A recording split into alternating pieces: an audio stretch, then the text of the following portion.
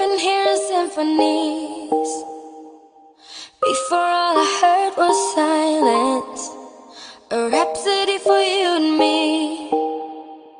And every melody is timeless. Life was stringing me along.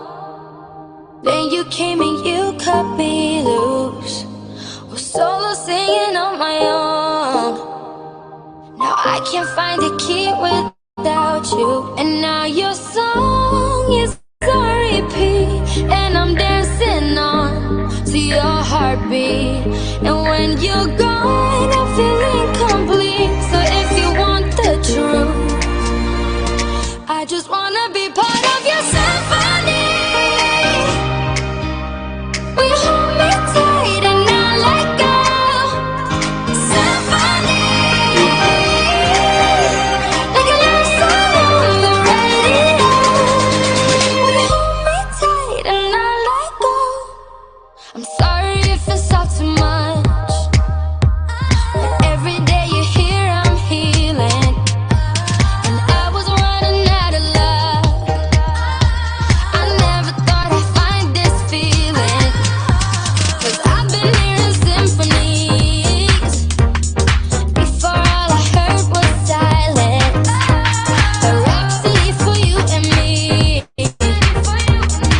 Every melody is timeless, and now your song is on repeat, and I'm dancing on to your heartbeat.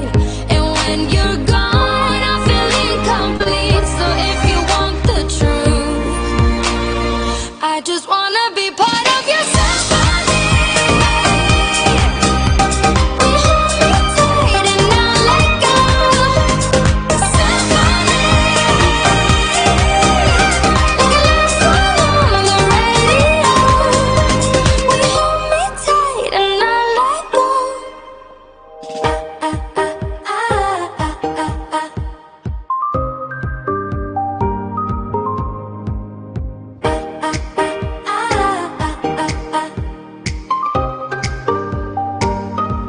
And now your song is on repeat, and I'm dancing on to your heartbeat. And when you're gone, I feel incomplete. So if you want the truth, I just wanna be part of your symphony. Will you hold me tight and not let go? Symphony, like a love song on the radio. Symphony, will you hold me tight and not let go? Symphony, like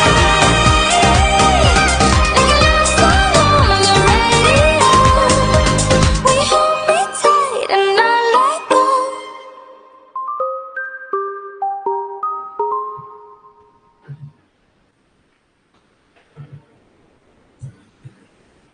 Hello, everybody. Happy Thursday, and it's wonderful to be joined by you, awakened wonders, you wonderful people. It's fantastic to be back on another all training stream. How have you all been? Have we been all well? I know I'll probably have to wait for about 16 days for the lag inside the comments for you to let me know how well you've been. However, we've got time. So by the time I'm asking the next question, I'll probably see your responses from the first question, and so on and so forth. It'll be one of those games where you'll be answering one question behind because of the lag, but it'll be a lot of fun. It's definitely challenging, this lag, and we're hoping to do something about it. But of course, today we are going to be talking about profit and loss, and getting back to the profit and loss statement that we've taken a brave lot of looking at this in previous streams and different things like that. So I know you guys, don't worry, I'm not going to ask you what the first line and the second line and the third line, fourth line, fifth line are today. I'm sure you've actually got a lot about that, but it's more so in terms of reading a profit and loss, and really what we should then be looking at and what we should be doing, which starts to tie a lot of different things together. And you're really going to start seeing this, right? So, for example, people who are inside Plus, which I can see a lot of people here with me live are, as well as I'm sure people on the replay, there's a number of you guys inside Plus.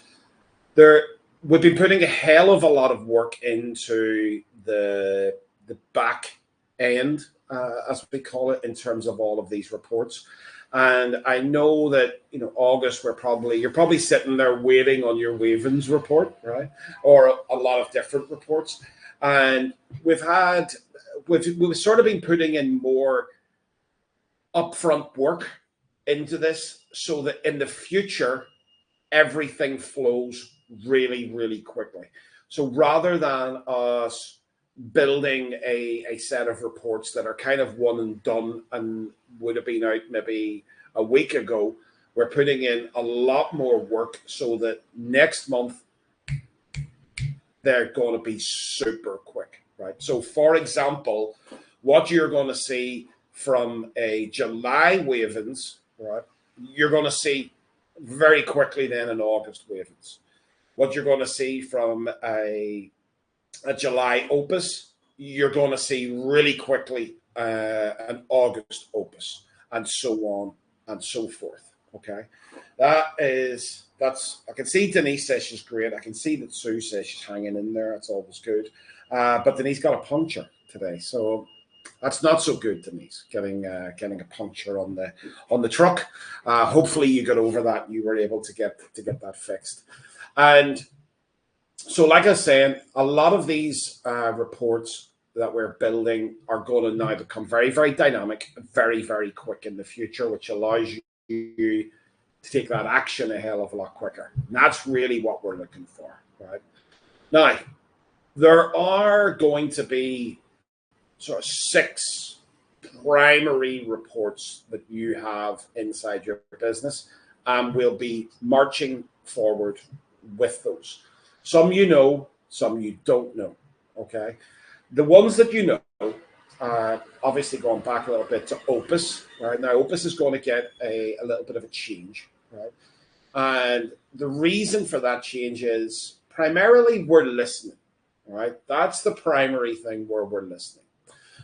Because we did get a lot of feedback, especially from the 2 events, right? In relation to Wavens and the way that people loved seeing Wavens, which had all of your SKUs on view in the one sheet, all right? So if you were one of those people, let me know actually inside the comments, if you were one of those people who really liked this idea of being able to see one sheet with SKUs down one side and then the variables, rather than the drop-down menu that was inside of Opus and currently inside of Opus, let me know, right? Let me know. Yeah, that was me, right? I liked that. So what we did was we took that feedback, which as we always say, feedback's really, really important. And we looked at this and we said, right, well, we can actually bring this out on other reports, right? So, for example, Opus, right? And have Opus with all of the SKUs on view at any one time, right? So that's going to be a change, but Opus. Then what we have is Pulse, right? The Pulse has always kind of had its SKUs in the one area, and that's going to be stock related, obviously. You know that report. Wavens, right? And of course, the report that we're going to be talking about today. And then what we have is a couple of new ones, right, which are going to be coming out later on towards the end of the year. We've got Vitals, which is more like a KPI style of thing.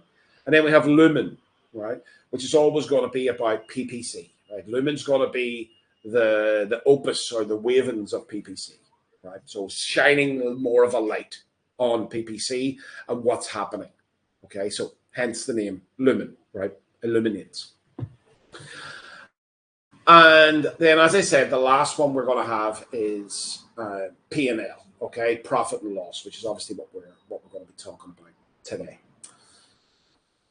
So from that, being able to take these different things and look, especially P&L being the overarching look at the business, right? So taking P&L as your first port of call is very important, right? Because it shows you what net profit is, what gross profit is. And to me, that's kind of like your first port of call of going there, even though a profit and loss report doesn't tell you any of the, you know, the granular details of what to do. It just sets a path. It sets a level of urgency, right? Because if you had revenue of, let's say, $10,000 and your net profit was $2,000, what's your level of urgency to do things, right? Because it's highly likely that the vast majority of things inside the business are absolutely fine, right? So the level of urgency of you doing something is going to be remote, right? It gives that first indicator, okay? On the other hand, if you've done $10,000 worth of revenue and your net profit is 100, like 1%, okay, the level of urgency is going to be heightened, right? And what it also does for us, it points you in the direction of where to go. Okay, it points you in the direction of where to go. So I'm going to move across to a Jamboard because I want to give Jamboard its time, right? Because it is going to go away, unfortunately, in October. But I thought we could bring out the Jamboard. I can still see your lovely chat inside the other side of the window there, which is great. So do keep us chatting. Let's keep engaged as always. But we want to be looking at our P&L. And is this gonna start its nonsense here on me? P&L. I'll tell you what I'm going to do. Actually, I'm going to kill my camera because we've got a little bit of bandwidth issue. So what I'll do is kill that camera, and then I will try again over here. See if it's going to play ball a little bit more. It is indeed. So P&L being our first port of call, all right? Each and every month, first port of call. And there is a requirement on you, regardless of whether you're all inclusive or one all plus, because this here really depends on something that you need to be looking at and filling out different things. And I would suggest that you do this more on maybe a bit of a weekly basis, right? And that is going to be, of course, your expenses, right? Now, a P&L is not complete without expenses. Okay? So you having expenses on your radar, right? The biggest radar there being your responsibility is expenses. Everything else, if that's inside plus, whatever else, that is all inside of our end, right? So I'm sure that we can make an agreement here that one of your tasks is to do your expenses.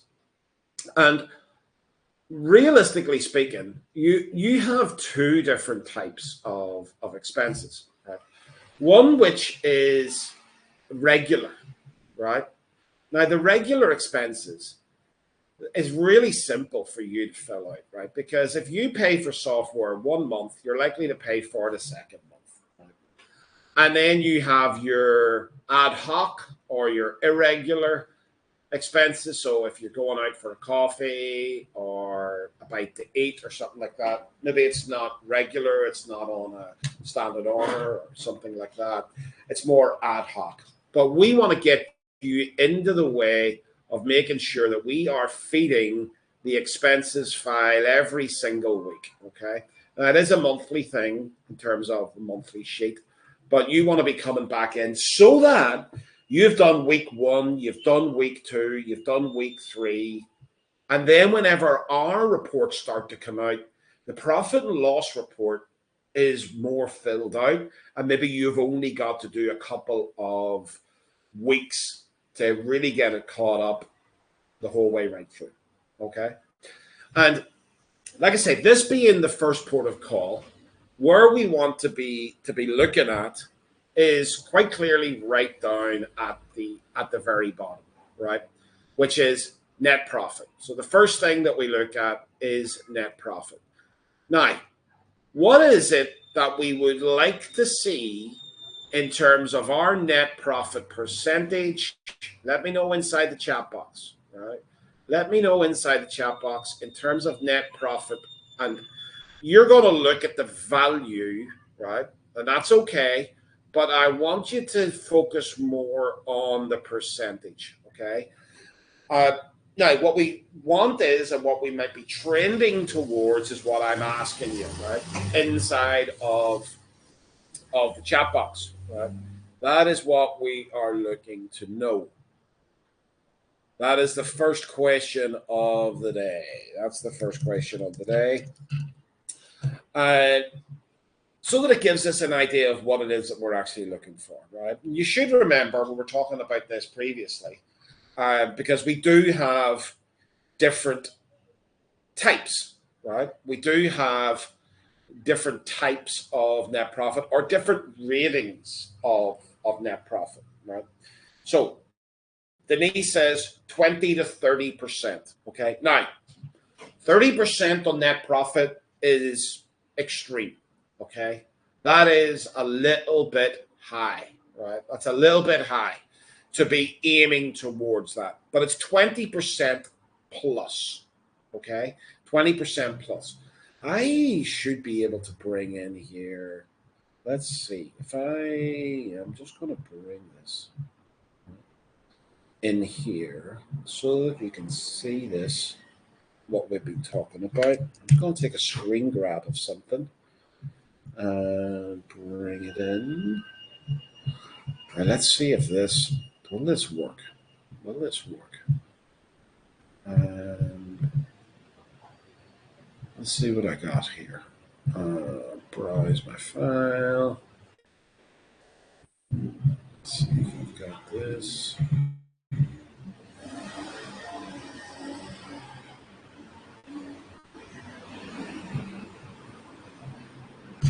Thinking about it. Yeah, Sue says about 30%. She's got lofty goals. Is this just going to?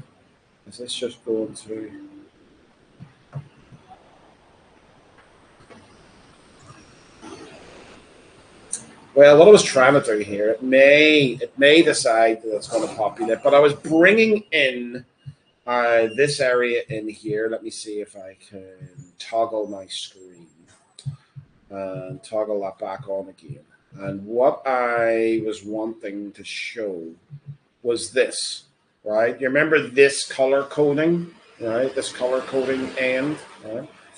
So whenever we look down here, we can see that net profit in this area, like less than 0%, 0 to 5, 5 to 10, 10 to 13. Okay. So let me just do a bit of a copy of this for now and pop this in. Oh, that's not going to work inside the chat box. Maybe it'll work inside the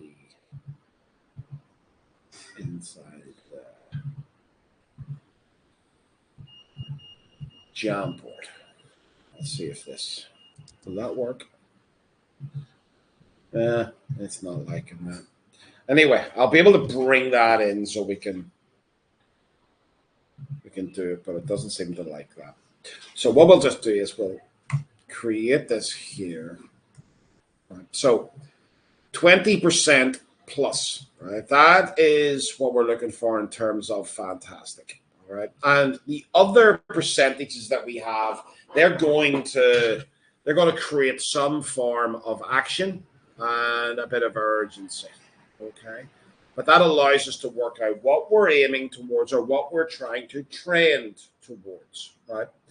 Now, let me know inside the comments, right, and inside the chat, what could take away, right? What could make our net profit percentage lower than that, right? There are a couple of things, right?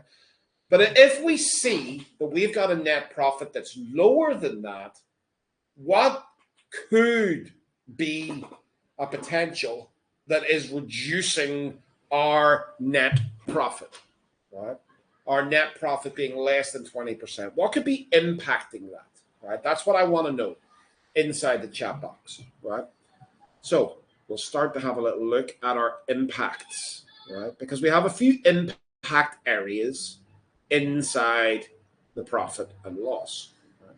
Because there are areas that we want to look at, net profit being the first, right? We said P&L is going to be our first port of call, but our first port of call inside P&L is our net profit, okay?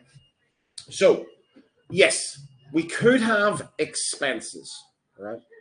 Expenses could have an impact. Now, the biggest thing with expenses here, right?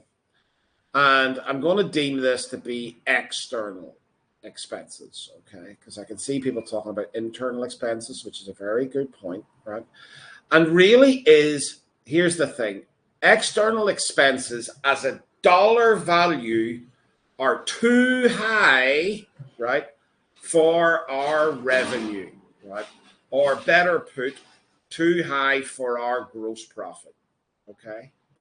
Because you could quite easily make a good gross profit, but your external expenses are just too damn high, right? So it's like you just got too high. Sue was talking about lofty goals. Maybe you just got too high. You're high maintenance, right? You're a high maintenance kind of person. You're just putting far too much through for the current gross profit. Yes, absolutely, that could be a thing, right? Now, somebody else mentioned internal expenses. Somebody mentioned PPC there. I can see Denise talked about it. Gateway talked about it. And also Sue talked about storage costs, right? So internal expenses. Absolutely, right? Absolutely. Now, there's two real things here, okay? Two real connectors inside of internal. We've really got storage, right? And we've got PPC, okay? Storage and PPC. Now, the storage, again, could either be a dollar value or a percentage value that's just too high, right?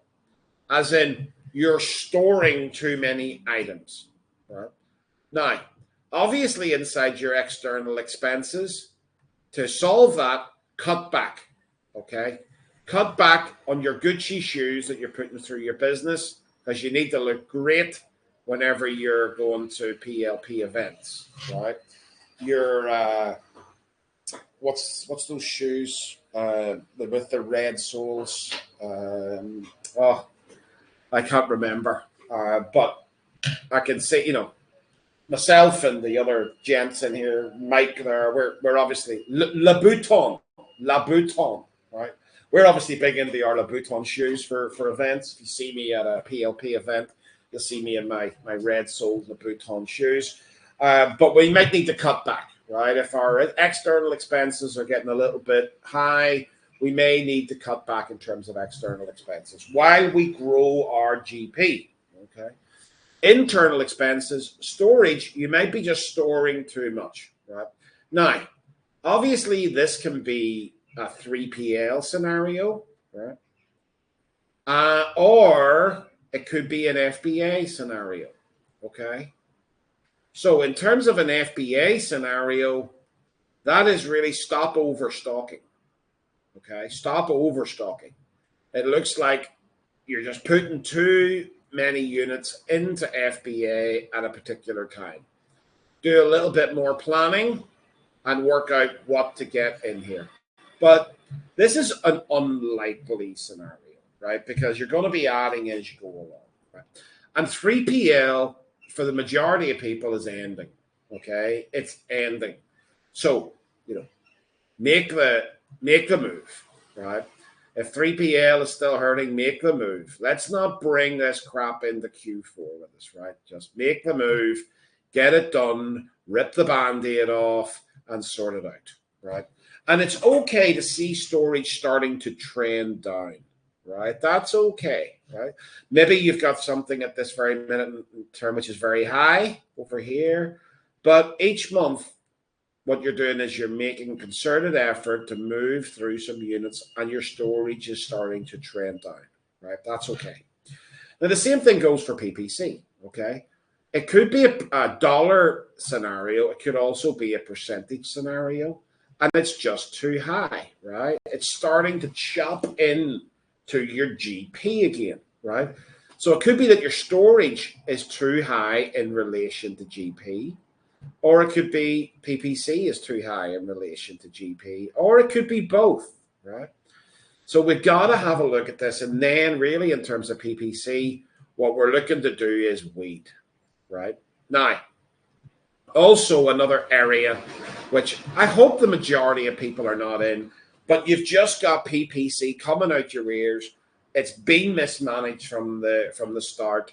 What you need to do then in that case is just stop and restart, right? Stop everything, turn it all off, get it properly sorted, because whenever something is completely out of control, it's very, very hard to weed it, right? Think about an overgrown garden, right?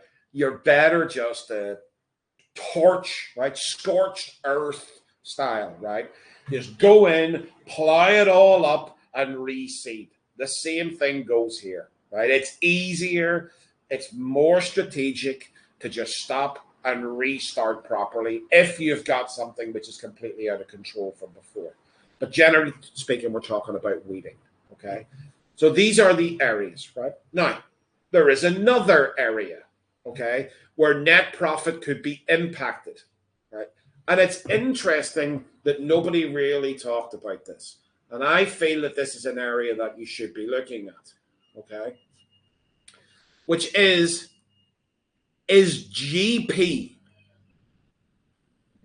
at my percentage, right? Because here's the thing, guys. If your GP is not at the correct percentage, then there's no goddamn way that your net profit can be at the percentage, right? If you're looking for a net profit of 20% and you've got a gross profit of 10%, then you're living in cloud cuckoo land, right? Does that make sense? Let me know inside chat box. Does that make sense? The GP is an impactor of NP, right? So if our gross profit is not accurate, it's not correct, it's not on point, then our net profit is never going to be on point, right?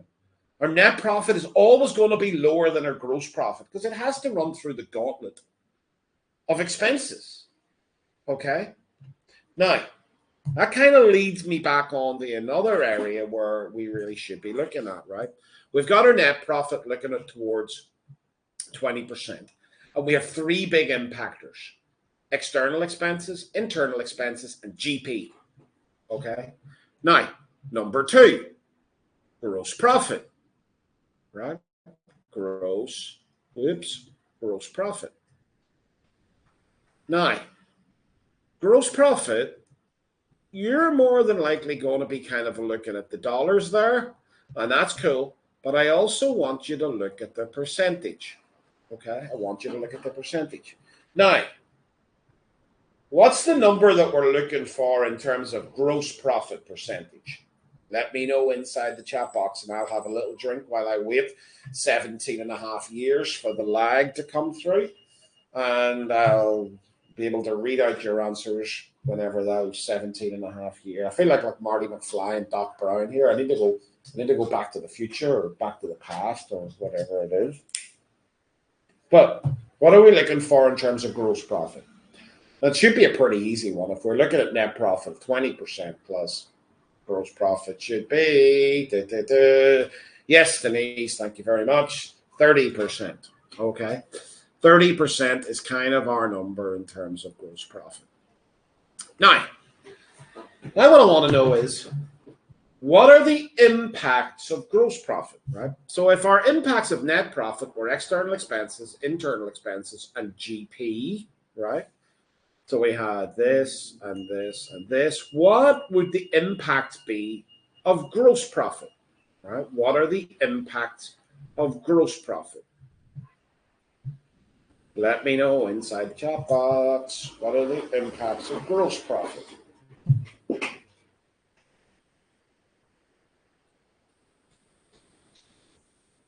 And I know we have our usual lag, but I'm sure I'll be able to catch up pretty soon with you guys. Whenever you type it all in for me.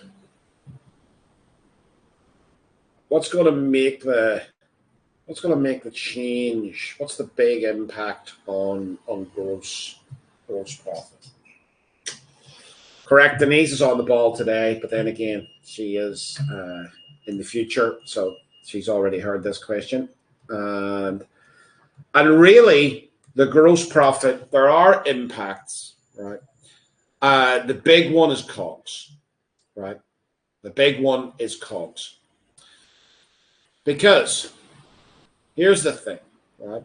And some people mention fees, right? Well, they're included in COGS, right? Because if we're looking at COGS and the FBA, right, of our sales is too high, right, as a percentage, right? FBA, the actual value is not too high. It just is what it is, right?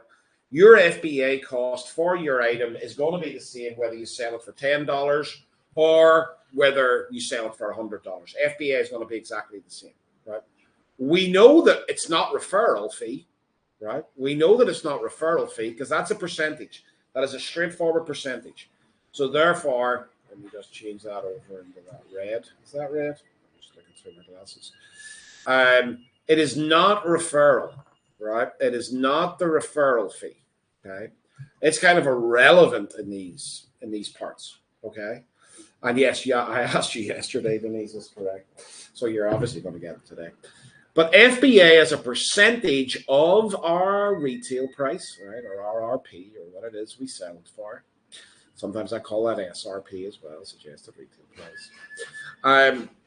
But if that is too high a percentage, then we're going to have an impact on our gross profit, right? Because if your FBA fee is 100% of your retail price, then there's no gross profit. We're going to have an impact on it, right? Also, landed cost, right? Landed cost as a percentage of the retail price, right? Now, we know that FBA is in relation to the product, it's measured on size and weight. But what are we looking for as a percentage of our retail price? What are we looking FBA to be? We know that referral is 15%. Right? But what are we looking? And like I said, it's not an exact science because FBA is related to weight and size. You could have a $100 item, its FBA fee is very low because it's small and light. You could have a $40 item, which is pretty high because it's bulky and it's heavy. But what's our game plan? What are we looking around the figure for, right? FBA. So if you can answer FBA X percentage, what you think we're looking for, as well as then our landed cost, which again is not a director, but it gives us an indication of where we want to be, right? Let me know inside the chat box. Where do we want to be in terms of FBA percentage, and where do we want to be in terms of landed cost, right? Sue says about 25%. Denise says 25%. Absolutely. In and around the 25% mark. That is for the FBA. And Spike says 20 to 30%. Yes. So 20% would be absolutely phenomenal, right? 30% might be acceptable. In that range, that's where we're going to be. And as Sue said, landed cost about 30%. So we can start to see, right, what this COG is in relation to the revenue, right? Which is gonna then tell us these impacts of gross profit. Okay. Now another impact of gross profit, right? Mike talked about it, right? We said COGS, this was the primary one, which it is, but the other one is indeed revenue itself. Okay. The other one is indeed revenue itself. Because if revenue is zero, right, gross profit is going to be zero. Therefore, gross profit percentage, I know you can't divide by zero, but it's going to be zero. Okay. So revenue itself is definitely an impactor of gross profit. Right. It's definitely an impactor. There's no doubt about that. And actually, revenue itself comes into number 3. Right. So it is directly related up into gross profit, but also it's the third and final area that you're going to be looking at, right? Revenue itself. All right. Now, what are the impactors of revenue? I'm running out of space here, guys. I'm running out of space. So I'm going to try and merge this in here. You let me know. What are the impacts of revenue? And you're going to start to see here, this is why I do it this way, right? You let me know inside the chat box what the impacts of revenue are. I will keep talking while we sit on the lag. The reason why I do P&L this way is when we look at net profit, right, and we're looking at the impacts are relatively straightforward, right, because they are singularities. External expenses is a singularity in itself, right? You can see it very easily, right? It's inside your business. Internal expenses are similar, right? In that they're part of Amazon. You can see that the PPC and the storage, they form a certain singularity. They're easy to find. And GP is right there in the page, right? So it is easy-ish, right? So which makes net profit the easiest to analyze and see what's happening. The next one, gross profit, there only are a couple of impactors, albeit COGS are a little bit more difficult to work out than what we had inside net profit, because you've got to go into the individual SKU, okay? It's not exactly a singularity. It depends on the item, and you've got to do a little bit more digging. Revenue, on the other hand, which you have just demonstrated inside the chat box, has a lot more impactors, right? And they are not singularities, okay? So Sue said price, right? The actual price of an item. Yes, right? It could also be the average price, right? The average price of the portfolio, okay? Because whenever you drive up the average price of your portfolio, you're going to drive up your revenue. If you drive it down, it's likely to go more down, right? Okay, or at least in percentage terms. Right? Mike then said sessions. Yeah, so we got to go down into another granular level, the sessions of each of our products. Mike also said USP. Yes, right? We got to go down through each one of the products and see what's happening in terms of USP. Now we are starting to look at more of an opus style of thing here, right? Then we said, well, PPC is an impactor of revenue. Yeah, of course it is, right? You spend on PPC or you invest in PPC, you're likely to put up more revenue. Gatry then said products, right? Yeah, so the number of products inside your business, if you've got 5 items versus whenever you have 10, you're likely to have more revenue inside your business whenever you have 10 than whenever you had 5. And Denise also said markets, right? Or countries. Absolutely, right? Absolutely. Because if you decide to launch into Canada and you haven't been selling in there before, that's going to drive up your revenue. Okay? So, guys, can you see why I do it 1, 2, 3? Net profit is the first thing I look at. It gives me a nice, clear overall indication of what's happening with P&L. And if it's not at my chosen level, I have a very simple areas to look to see where to target, right? And absolutely, Sushi is available inventory. So if your inventory is available, it's going to help revenue. If it's not available, you've run out of stock and you haven't reordered or replenished, it's going to impact revenue badly, 100%. Now, so whenever we come into the impacts of net profit, it's easy to see. If your external expenses are too high, we have a very binary way. We cut it back, right? If we've got internal expenses, we can start to look at that. We can make some moves in terms of storage. We can do this. And is our GP even at a level for us to warrant going at a better net profit, right? And what is the difference between the two, right? We get to see some very, very simple things that we can do that will increase our net profit. Then whenever we move into gross profit, the impacts are a little bit harder to find, right? We got to do a little bit more work. So if we need to increase our gross profit, we've got to dig a little bit deeper, right? We've got to do a little bit more work, right? A little bit more granular. Now, when we increase our gross profit, we will automatically increase our net profit, okay? Because if we increase our gross profit, it will move to the bottom line. All right. Then whenever we come into revenue, this is obviously the most densely populated area with all of these different impacts that we've got to go and have a look at, right? And obviously we want to move our revenue up. And guys, if we have optimized our gross profit, when we move our net profit up, when we move our revenue up, if we've optimized our gross profit and our COGS, then we're going to move our gross profit up. And when we have optimized our expenses, then we're going to move up our net profit.